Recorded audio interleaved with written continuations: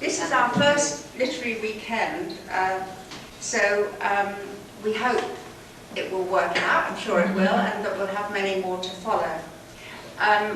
We chose Hardy because he's a firm favourite with many of you. Anyway, so yes, a very, very warm welcome to Dorchester. In my capacity as the town crier, in common with my colleagues, all of us have what we call our home cry. And as the name suggests, it sings the praises of the town that we are privileged, and in my case, honoured and delighted to represent. And particularly when you have a place like Dorchester, which, like much of Dorset, is absolutely fabulous, but very undersung. Tomorrow afternoon, we're going to assemble at the Trumpet Major. We'll meet there, and at 2 o'clock we will set off, and we'll go and we'll just walk short distance to Maxgate, have a look at Maxgate, and then, in convoy, we will drive the very short distance, right? And maybe, if we're really lucky and we stay in convoy, we will all arrive at the car park close to, but not too close, to Hardy's cottage. And then we're going to go on, and we may go to the church and see the graves. And of course, as you may know, Hardy is not buried in toto. Very much against the wishes of the family and relations, his heart was cut out and buried in Stinsford churchyard, you know, his local parish.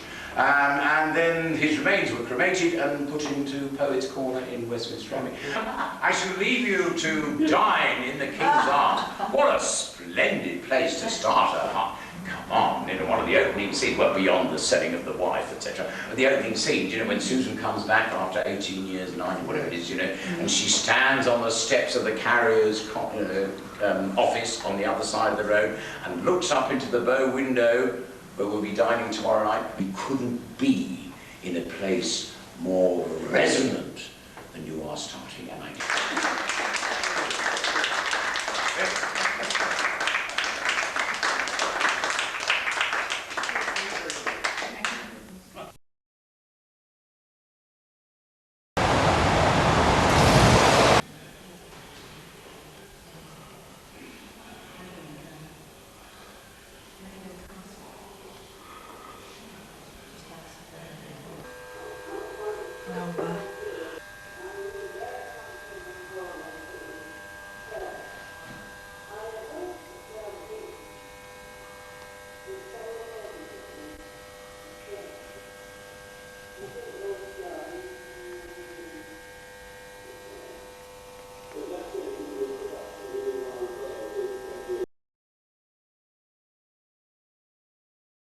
Maxgate.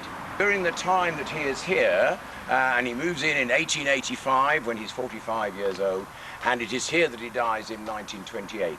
And of course, he becomes very famous in his own lifetime. So one of the things to look out for when you go into the house is the list of visitors. I mean, anybody who was anybody visited Maxgate, including, of course, on one occasion, the Prince of Wales himself, who came for tea.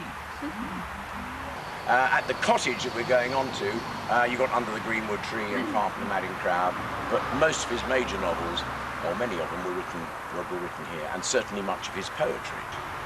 I mean, the last novel was Jude the Obscure, or as the Bishop of Wakefield called it, Jude the Obscene.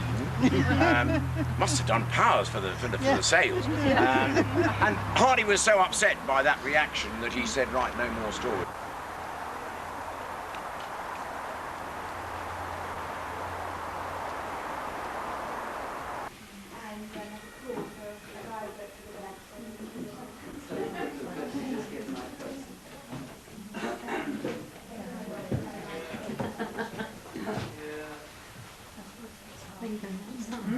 She did, and he always forgot how many people he'd invited and who he'd invited, and she didn't want to entertain these people, so she actually wanted to get away from them.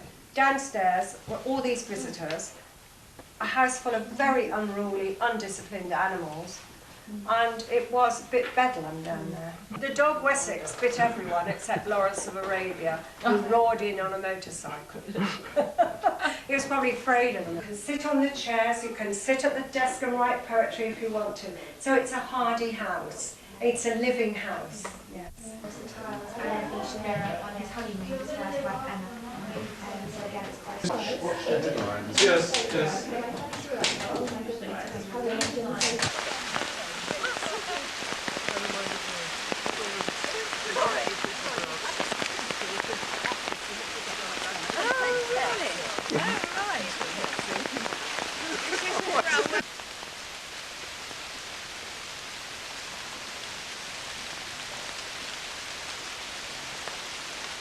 Gifted by his American admirers in 1931. And of course, OM was the Order of Merit.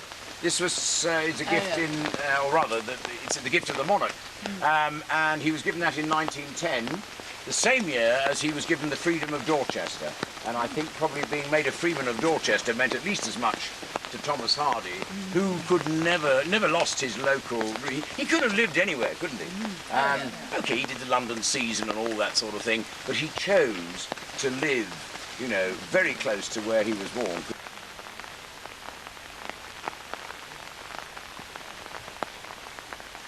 It's, yeah, well, very good. No, this door wasn't there. Oh, actually, it was not. I think it probably is. If you go to Dorset. Yeah. Wow.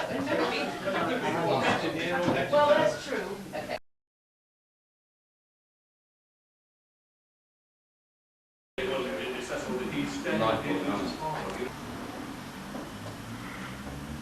Shall we finish? Well, shall we send another one, please? It's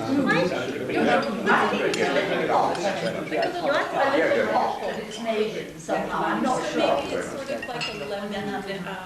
So what we're going to do for you is a short programme of music, of poetry, and of a few readings that we put together. But I'm going to begin by just playing you a couple of the tunes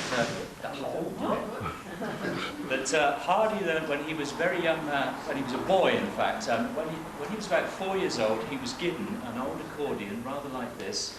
So although the family all played stringed instruments, the fiddle and the cello, the very first thing he played was one of these.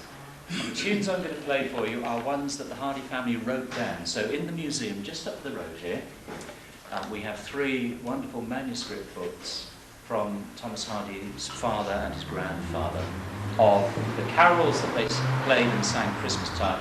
And in the back in the books are their country dance tunes. And these are tunes that I used to. So here's the first one.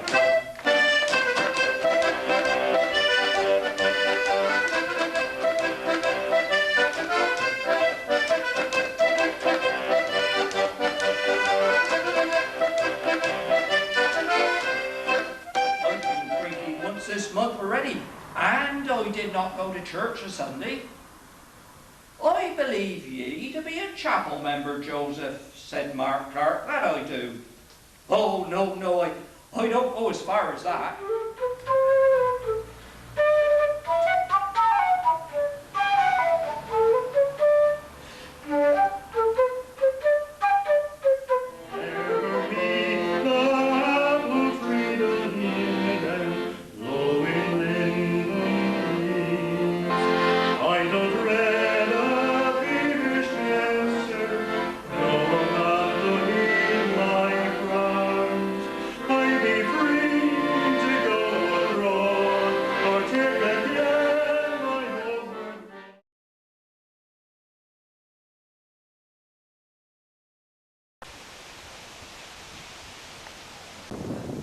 Hangman's Cottage, and it's identified as the site for the Hangman's Cottage by Tommy. It's owned by the town council, and I do hope that one day it will be moved to somewhere a little quieter, where it's easier to take a photograph and where you can sit and contemplate the man and his contribution to English literature. So I think that's the thinking behind it. That's why it's facing is facing west. Because some of the happiest times in his life were when he first met Emma and they were deeply in love. Yeah, exactly. Okay.